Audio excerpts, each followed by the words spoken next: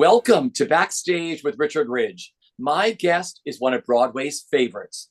You know her from such shows as The Boy from Oz, Anything Goes, The Mystery of Edwin Drood, Sunset Boulevard, Into the Woods, and her Tony Award winning turn as Cher in The Cher Show. Well, she has just released Merry Christmas, Darling, her glorious debut holiday album on Club 44 Records. Please welcome my friend, Stephanie J. Block. Hi, pal. Thanks for having me.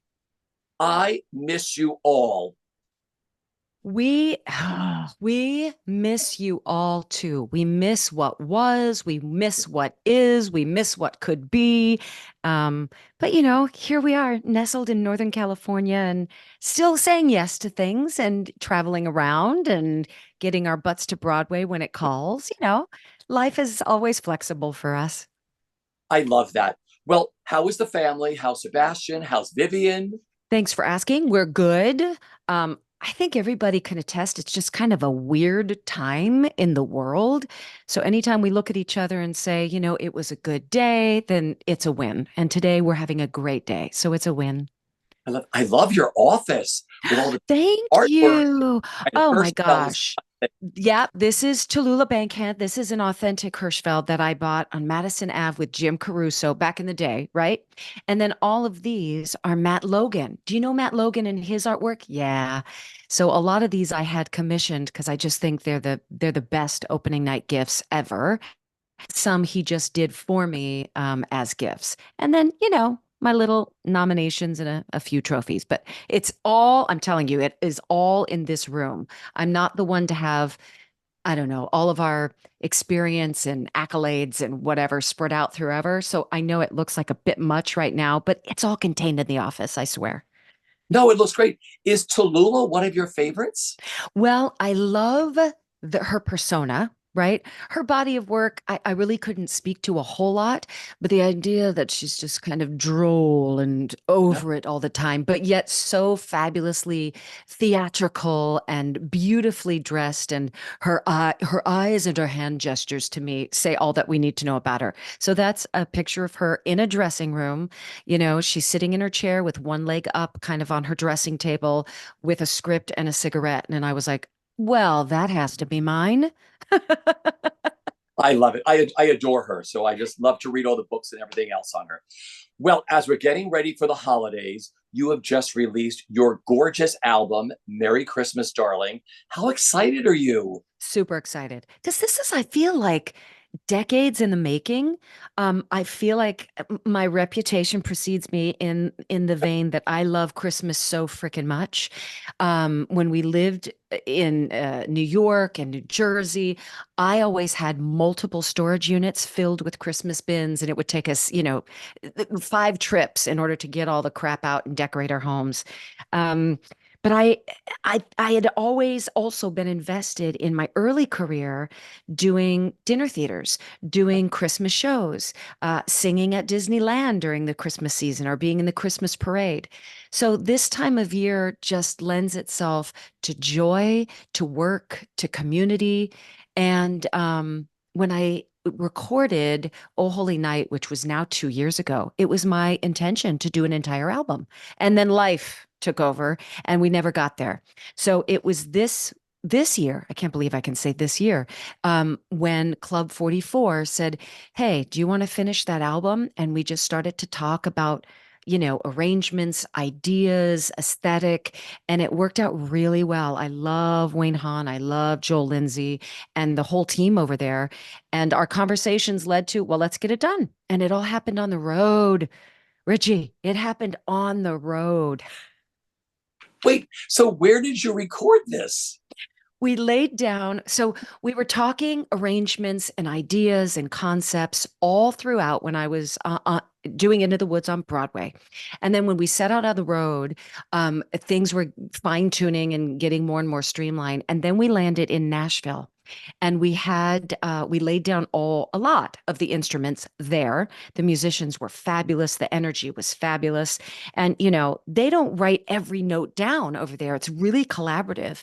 And so the musicians would, say all the technically and musically correct language. And I would say, well, I want it a bit more like warm caramel dripping over. You know what I mean? Like a warm, cozy blanket. And they would get that and understand what I was saying and get back to the piano. It was awesome. And then we had a week off of Into the Woods after our little stint in Nashville. And that allowed me to get into the studio for a bit. That allowed Vivian to lay down her vocals. And then when we sat in Los Angeles for 5 weeks, then we got to complete it. Then I got to put down the rest of my vocals. Sebastian popped into the studio. I was able to listen back and do a lot of the mixing there while I was in the, in the booth and in the engineer room with Leah, our great engineer, Leah, and Wayne and Joel. And then I stepped away, and then they would send me different masters to approve or to give my 2 cents as to what I thought needed to be brought a little forward or pull a little back. Um, and then it all was complete. And I very rarely say that I am entirely proud of something from soup to nuts. And this, from track 1 to track 12, I am just thrilled, thrilled. It's such a beautiful album. Like I said, there's something about holiday albums, and I've had them all through the years, starting at the Gulf station when you filled up your tank of gas. You could buy Sure. like The Sounds of Christmas with like Julie Yes. Andrews, Andy Williams. It was like 25 cents. I Ah, this every year. But I mean, Stephen Eady, I mean, Johnny Mathis, Andy Williams, I've had them all. But there's something extra special about yours. oh, I come mean, on. we've been playing this for days. It's in our house. Even Preston has been flying around the house, like dancing. The arrangements on your album are exquisite. Thank you. Well, you just Yeah, mentioned about 3 of my inspirations. Seb and I wanted to emulate Steve and Edie with our yeah. banter and with that song, When You Hold Me in Your Arms, It's Christmas. One of my mother's all-time favorites was Johnny Mathis. So growing up, I had the Oh, Carpenters album, the Christmas album, Johnny Mathis, and then later on it became Barbara Streisand's A Christmas album. And those three, if you actually buy the physical CD or album, the liner notes, this is what I'm expressing is that if those tunes come on, I can still hear the crackle of the LP on the record player and smell like the plastic smell of my mother's fake holly that she would put up and little plastic elves she would put up. And it really does transport you to when you're 6, when you're 12, when you're 20. And that is exactly what I wanted with this album. I said, if our goal is to do anything, I just want to be the soundtrack yeah. of people's season when they're decorating, their tree or having to go on a long distance drive to see loved ones on the holiday. That's all I want. That's all I want. And so thank you for playing it over and over while you're going about your day and celebrating your holiday, because that's the goal, my friend. Well, we just started to pull all of our Christmas stuff out. We put the album on to listen to it. And I was like, we have to get our tree out. We have to get Santa Bing Ah, out. We have to get, we have all this fun stuff we put up. And I'm like, we have to start now. And that's the feeling your album gives to everybody. It's like, get your wrapping paper out, get your Christmas stuff out, and thank just go for you. it. Do you always go for it? Are you a Oh, yeah. Christmas lover? Yeah, yeah, Oh, yeah, yeah. We yeah. just, then you walk down in front of a store like, I want to get more of these. I want to get more bulbs. I want to get more bows. I want to get like Yes. glitter gift bags. I want to get just all this stuff. And this year, I think more than ever, Yeah. just because of how complicated the world is. And, I don't want to speak to all the atrocities and tragedies, but we know that they're there. So again, as I said before, any little win or any bit of joy that you can harvest, Yeah. that's something we're all needing in this day and age. So, play a Christmas tune or two, buy that extra ornament, hang out and have that extra cookie with a neighbor. That's what we're needing to keep going with our days. Well, this album is pure joy. Thank you. And it's so heartfelt. I mean, we're going to talk about some of these songs. So, Okay. was I mean, there's so many beautiful holiday, the classic vintage holiday songs. Was it Yeah. hard for you to decide, or you said, Yes. but I love that one? Like, how did you decide through the canon? Oh Holy Night, I had heard this particular arrangement 3 years ago when I went to Christmas services. And I tracked down the 2 young men that did the arrangement and said, I'd love to, get in the studio and do that. So that one was tucked away, ready to go, and kind of already pre-packaged, just putting my sort of own little touch with my vocals. Then the two that were so clear to me, Little Drummer Girl, obviously, because I wanted Vivi to be a part of that storytelling. And there's just so many boy this, three wise men that, shepherd boy, this, that, and the other. And I was like, we got to get some girl power, girl energy in here. So I knew very clearly that it was going to be Vivian's voice to start the song and to end the song. I knew very clearly that I wanted a female drummer on Little Drummer Girl, which they got for me. I'm so excited. And also, the other tune was Favorite Things and Count Your Blessings Instead of Sheep. And those two songs to me, I had sung together, and they always just kind of dovetailed into each other so beautifully. And lyrically, they were telling kind of the same story. When I don't have this, I think about this. When I'm scared, I think about my favorite things. So they just seemed to be like a brother and sister song always. And that one, I was driving in the car one day singing, and which is not my norm. I'm not usually a girl that just sings out in the shower or in the car, but these two songs like came so clear. And I took out my audio message and I started to sing them together and said, can we make this happen? And Wayne was like, yeah, let's make that happen. And then everything else, I created a list, and it was, what are all my favorites?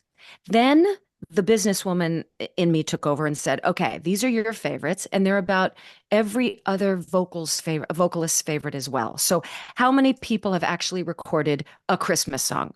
Oh, 1,300 people have done that. So maybe that shouldn't be on the debut album, even though I love it so much. Let's find something else that perhaps hasn't been recorded that many times. And then I did know, when you're crafting sort of a storytelling, when you're listening to an entire album, you can't have, even though I love it, warm, drippy ballad after warm, drippy ballad after warm, drippy ballad. You kind of have to balance that all out. So got some up tempos going. And then I wanted at least three or four new tunes. And Club 44 was able to reach out to a lot of their artists and say, can you send us demos? And sure enough, Winter White came from that. When You Hold Me in Your Arms, It's Christmas came from that. And Snow came from that. Um, and actually, Joel Lindsay wrote And Snow and Winter White. David Zippel with Wayne Hahn wrote When You Hold Me in Your Arms, It's Christmas. Anne Hampton Callaway is just an idol of mine. I just adore her. I love not only her voice, but her jazz. I love the way she plays music. I love the way she storytells. So then I did, Christmas in Manhattan. And then the final tune, which I had never heard until I went really diving into a whole lot of different Christmas albums myself. God Bless My Family is the closing tune. And that's with her sister Liz. And I just thought, oh my gosh, this is kind of where I meet not only Christmas, but a little bit of jazz, a lot of musical theater, a crazy amount of emotion. And that had to be the finale. So things started to really crystallize pretty quickly when we just started to do a little bit of homework and then let our heart lead the way as far as how all the songs were going to line up. And yeah, there were plenty that fell to the wayside that I went, okay, well, that'll be my sophomore album. There's always, hopefully, there will always be a next Yeah. one, a next time. Because the album kicks off with Sleigh Ride, which is one of my favorite songs, but I love your The arrangement arrangement. in it. We wanted it to be so cinematic that you could actually kind of feel it and like a sense memory type thing, right? So, and I think again, Wayne Hahn, that was his arrangement. And when I first heard like the wind blowing and the clippity clop of the horse hooves and the bells, and I got chills and I thought, oh yeah, I'm sitting in a movie theater and I'm watching, White Christmas, or I'm really feeling cinematic with this. And I'm so happy with how it turned out.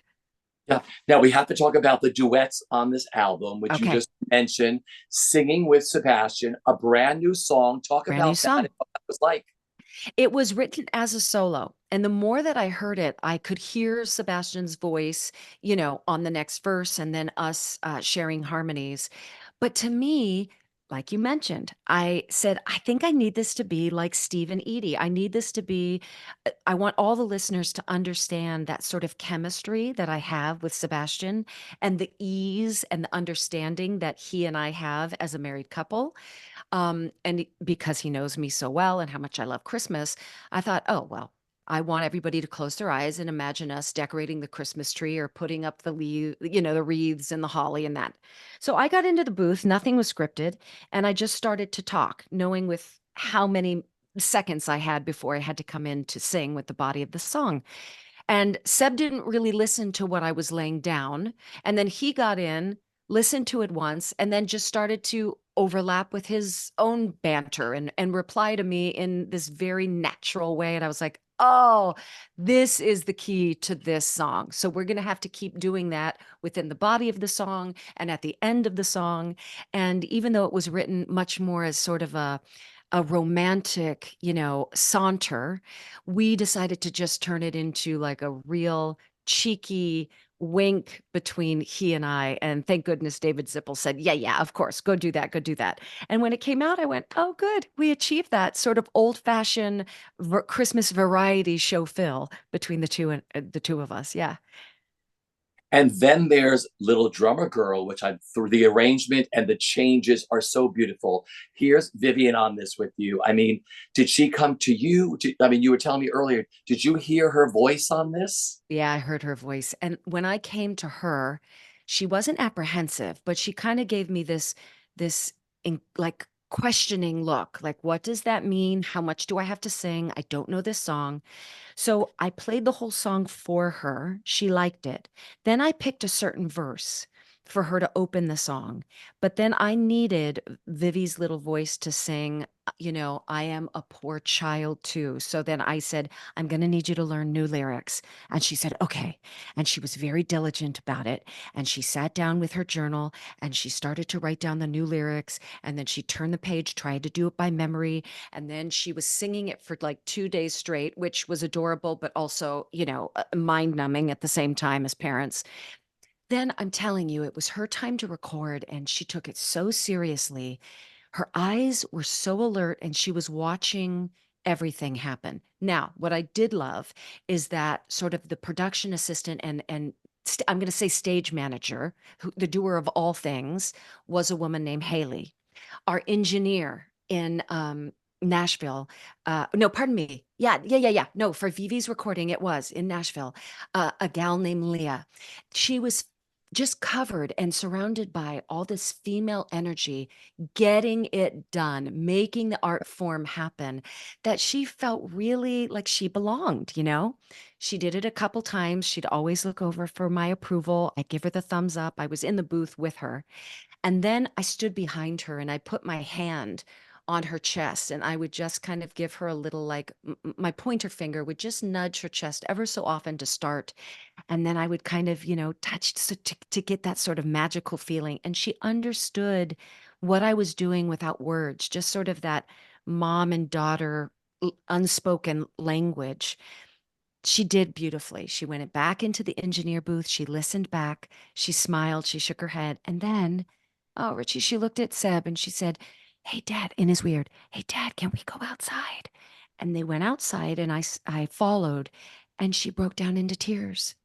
And I think she was just filled with a whole bunch of anxiety and anticipation and expectation. And what did mama want from me? And was I going to be able to fill that? And it was all just a lot for her.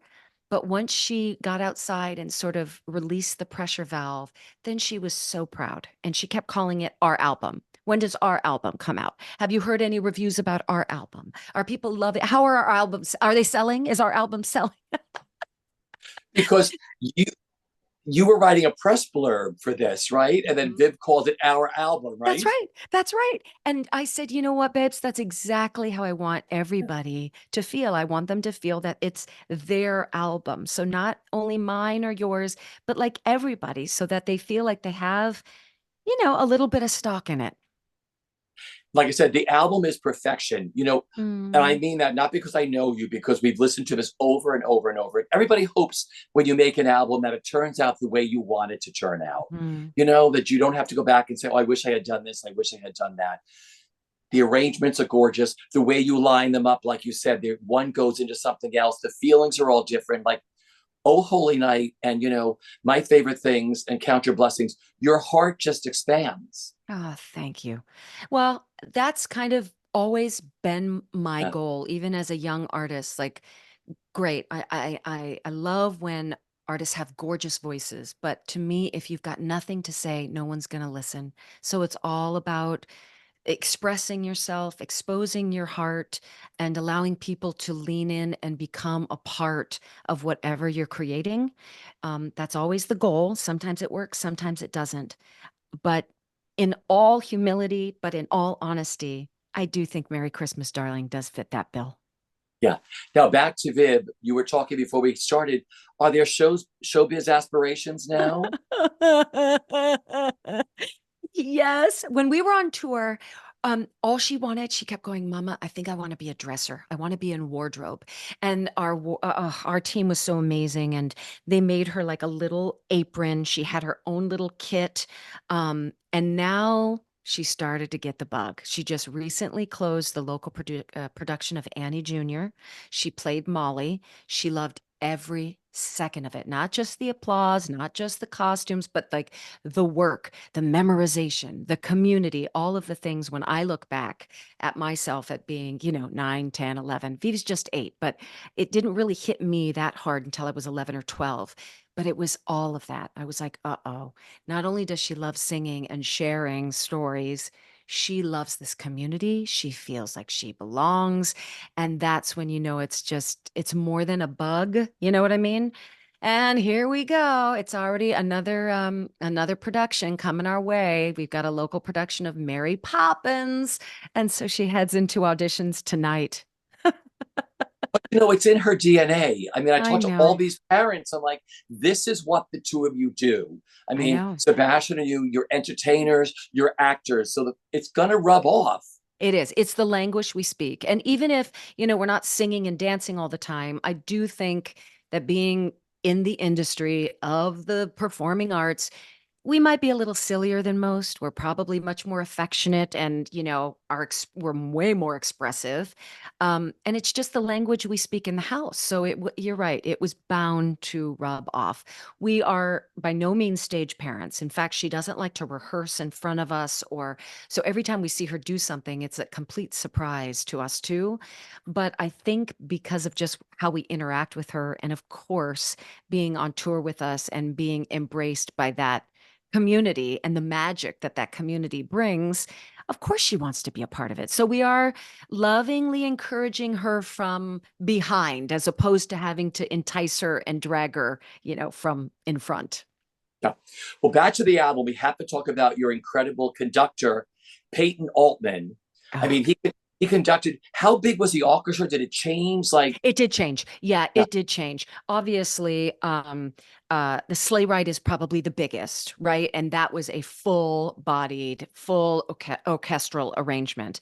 And when Club 44 said, "Let's go, let's do this together," um, I think they paired me so beautifully with Wayne Hahn because they knew that I had always been supported by these lush orchestras of Broadway. And I'm very grateful to them because I think in the business of it all, they wanted to get my vocals down as soon as possible. And I kept digging my heels in a little bit and saying, look, my vocals will be far better if I am supported by more pieces. If it's just a click track and a guitar and some piano, you're not going to get that same sort of electricity that I desperately want to bring to my vocals. That only happens when I hear a lot of the magic that the instruments have already created, right? Once you set that foundation and that tone, then I can come in and then whatever, be the frosting on the cake. And they kept saying, "Are you sure? I mean, we can't get all of these musicians together until this particular date, and that seems a little late." And I said, "Oh gosh, please trust me." So, and they did. And I trusted them, in those times when I couldn't be in the room. there was Peyton doing what everybody has their skill set, everybody has their mastery. And when you trust each other to do what they were born to do and get out of the way, you can have something great. And that's what happened here. I mean, it was when you're needed, you come in, you do what you're great at. I'm going to step back. I'll meet you in a couple weeks. We'll regroup. And you never, that can only happen with trust. It really can. This sort of collaboration where we're not day in and day out with each other. It's I do it, I step away, I come back, do a little more, step away. And everybody did it, but they did it to their best of their abilities. And that's the product that we ended up with. What was the first song you recorded, and what was the last song you recorded? Oh, that's such a great question. Okay, Oh Holy Night was the first song. What was my last song?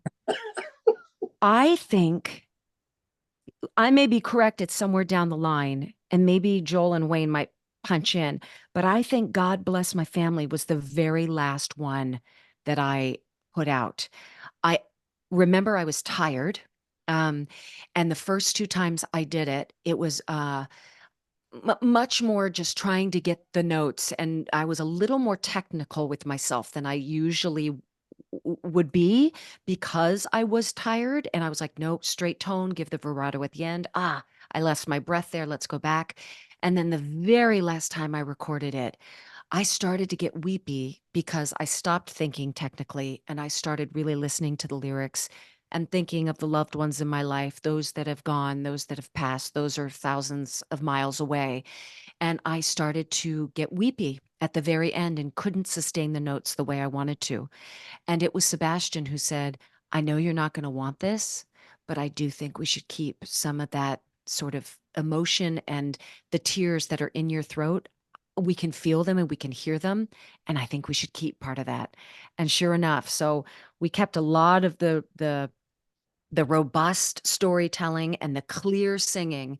And then at the end there, everybody agreed, okay, yeah, let's punch in that little bit where I was mushy and tender and messy and tired. And I think that was the last song. You know, it's interesting because recording is very hard. It's something you have to, people master, but the point is, we put such pressure on ourselves. Yeah.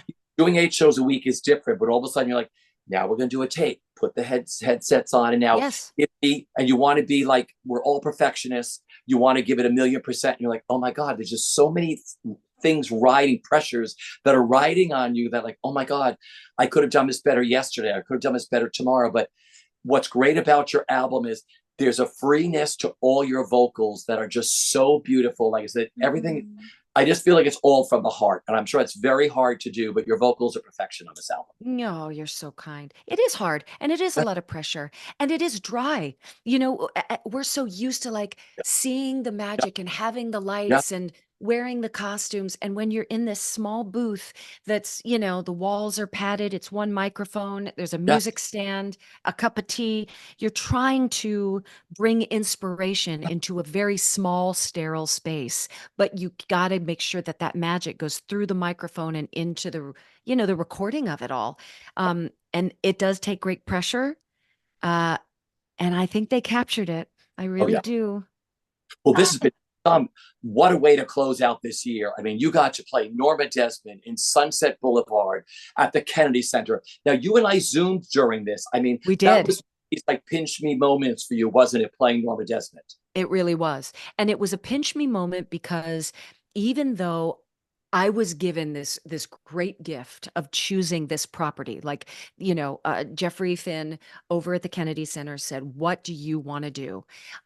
In full transparency, I said, "Mame, we need it. We need joy. We need just the excess. We need the beauty." And he's like, "Can't get the rights.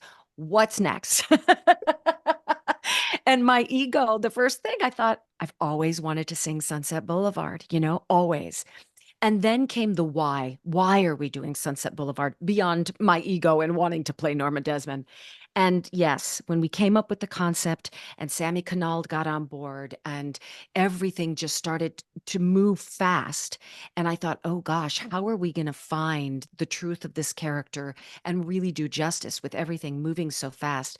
And it all just started to fall into place. And what a gift, what an opportunity, something I will never forget, a role that I would love to go back and at one point, reintroduce myself to for a longer stint. But that was another experience that, even though I had high expectations of myself, I didn't assume that everything was going to be, perfection. I was like, we got to roll with it because 10 days of rehearsal for Sunset Boulevard and 10 performances, it's a crapshoot. You just don't know. But we all threw our entire bodies, our entire voices, our entire hearts into it. And just what an extraordinary experience, really. Yeah. And then, of course, Into the Woods on Broadway. And then the Yeah. two of you tell me, we're going out of the national tour like stars used to do. We're taking our daughter with us and we're going to travel across the country. How magical and fun was that?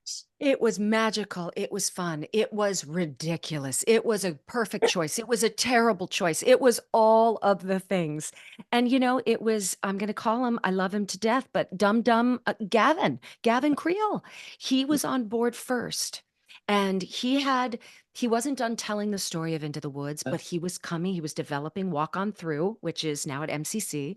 And he wanted to go out and introduce his Yeah. creation to the United States. And so little by little, he kept saying, I'm not done telling the story, and I'm not done telling the story with you. What are the chances?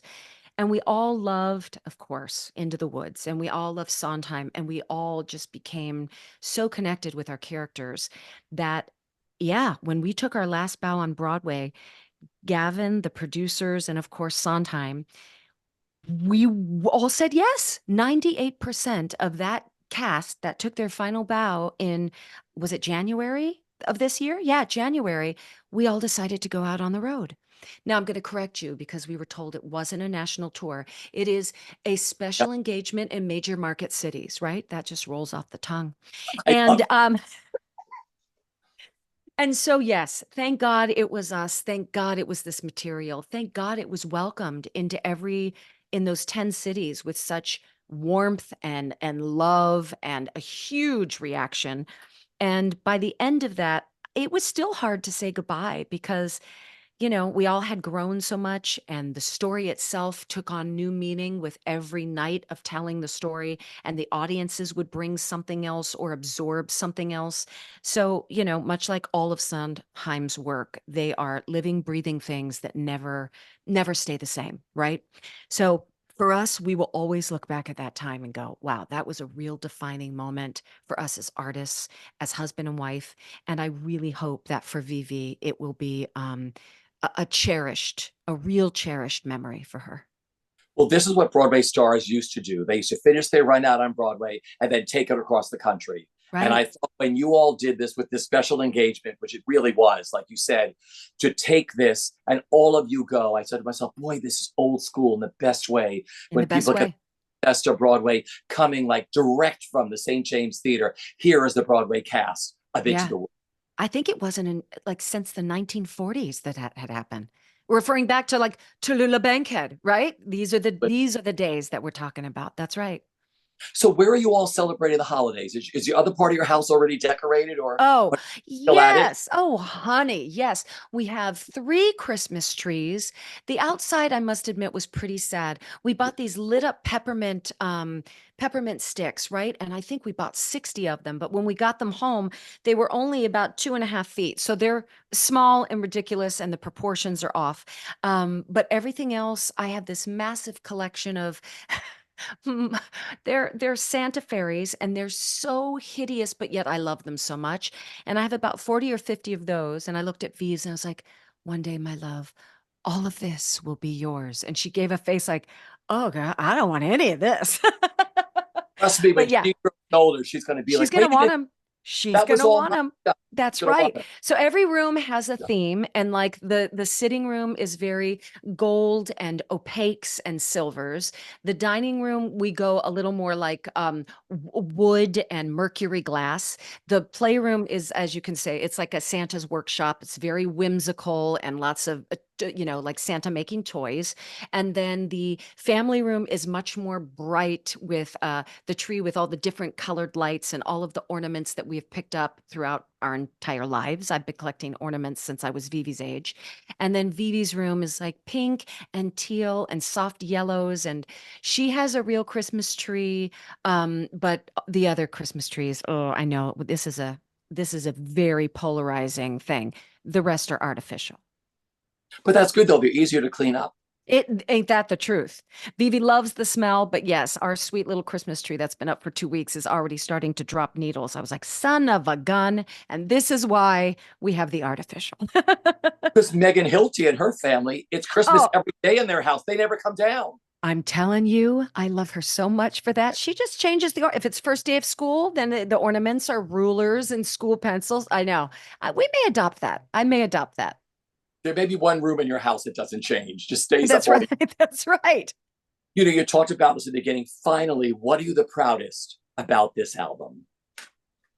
I think my pride lies in the fact that I was able to voice myself as an artist, as a singer, musician, as a graphic designer, that my little fingerprints are on everything. And that is so rare, unless, you're a Celine Dion or a Barbara Streisand, to say, this is the color sweater I want for the cover.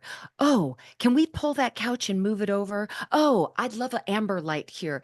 That I am now of an age and of an experience, a practical knowledge after 40 years in this business, to be able to lovingly curate with other artists exactly what I'm wanting.